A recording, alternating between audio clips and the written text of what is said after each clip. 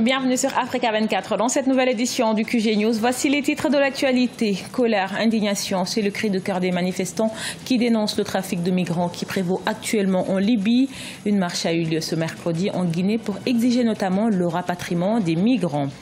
Vers une sortie de crise au Togo, après la délégation du Ghana, le chef de l'État guinéen Alpha Condé se dit prêt à recevoir les parties prenantes de cette crise.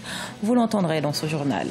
Et puis le Salon international de l'agriculture et des ressources animales, espace d'opportunités d'affaires pour les agriculteurs. Les Sud-Africains, par exemple, conquièrent le marché grâce au vin, leur produit phare. Mais tout d'abord, en Algérie, les électeurs élisent jeudi les assemblées des 1541 communes et 18 wilayas du pays. Après une campagne électorale de 3 semaines, quelques 165 000 candidats représentent une cinquantaine de partis politiques sont en lice pour ce scrutin. 12 457 centres et 55 866 bureaux de vote sont prévus pour cette élection. La mobilisation contre le trafic de migrants en Libye ne faiblit pas. En réaction à une vidéo montrant des migrants vendus aux enchères, des rassemblements sont organisés un peu partout dans le monde. C'est le cas en Guinée où des acteurs de la société civile et des députés ont marché ce mercredi dans la capitale Conakry. Reportage de notre correspondant Emmanuel Milimono. Ils ont marché ce mercredi 22 novembre 2017 dans les rues de Conakry pour protester contre les actes d'esclavage dont sont actuellement victimes les migrants africains en transit sur le territoire libyen. Du ministère des Affaires étrangères jusque devant le bureau de l'Union africaine en Guinée, les marcheurs ont scandé les slogans hostiles à l'esclavage. Nous attendons de l'Union africaine, donc les autorités, de nous permettre d'avoir le plus rapidement que possible, d'ailleurs sans délai, la libération de tous nos frères qui sont en Libye pour qu'ils s'y retrouvent là.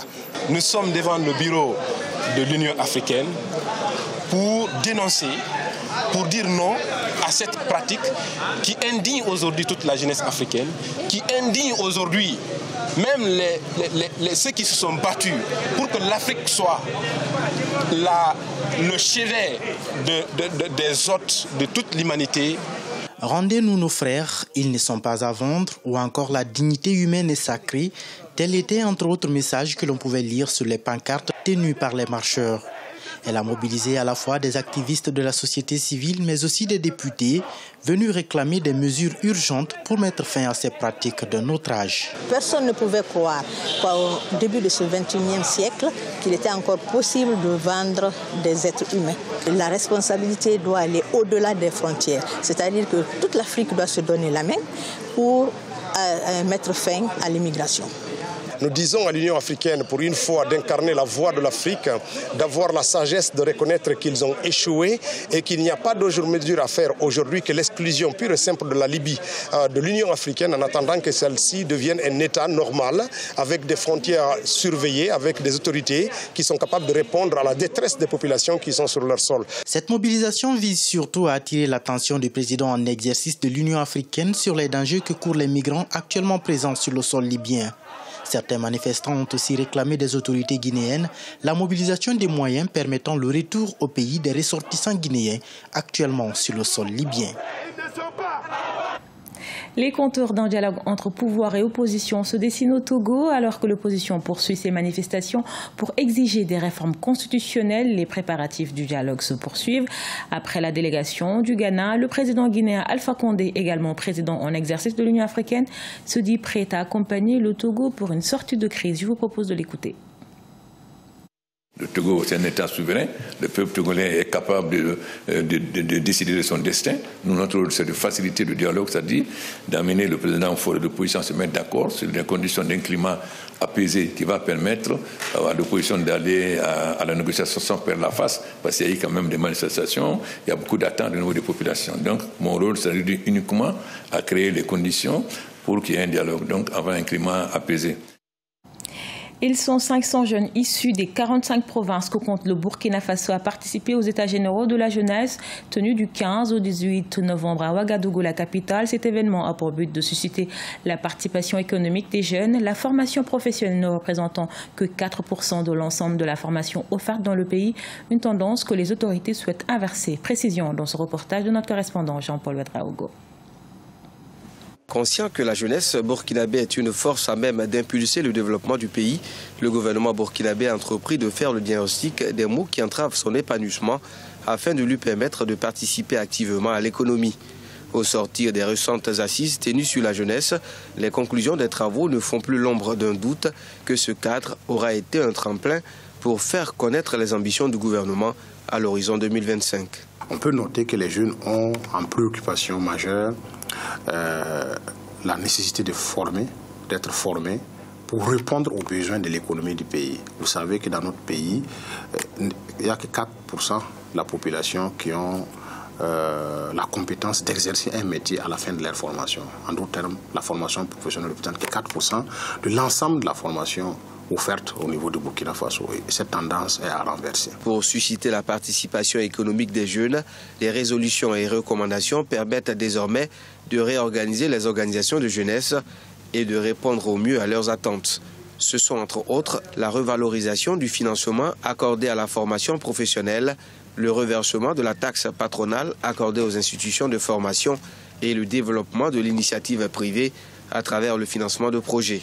On a tous tiré les conclusions que l'État, à lui seul, la fonction publique à elle seule, ne peut pas résoudre les questions d'emploi au niveau du Burkina Faso. Il faut développer l'entrepreneuriat, il faut développer l'initiative privée.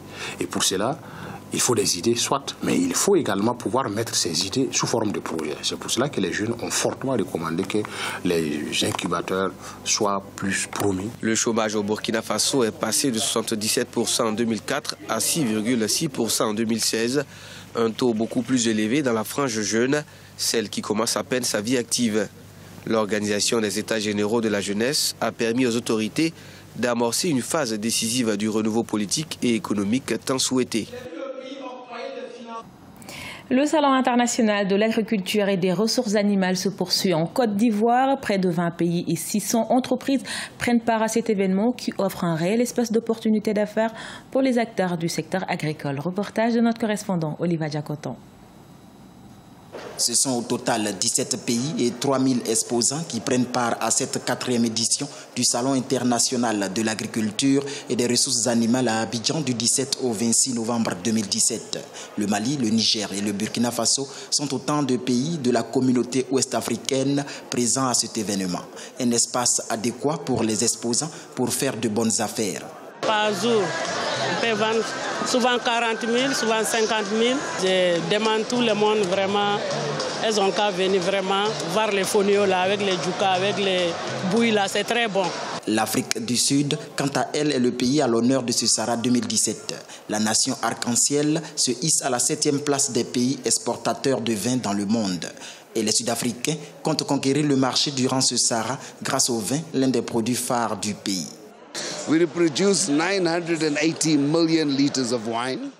Nous produisons 980 millions de litres de vin et l'Afrique du Sud emploie plus de 300 000 personnes dans ce secteur.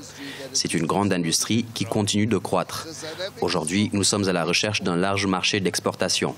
Mais le plus important, c'est le renforcement et la construction de partenariats entre pays africains, ce qui nous permettra à tous de transformer nos produits et de laisser à la génération future un développement durable en Afrique.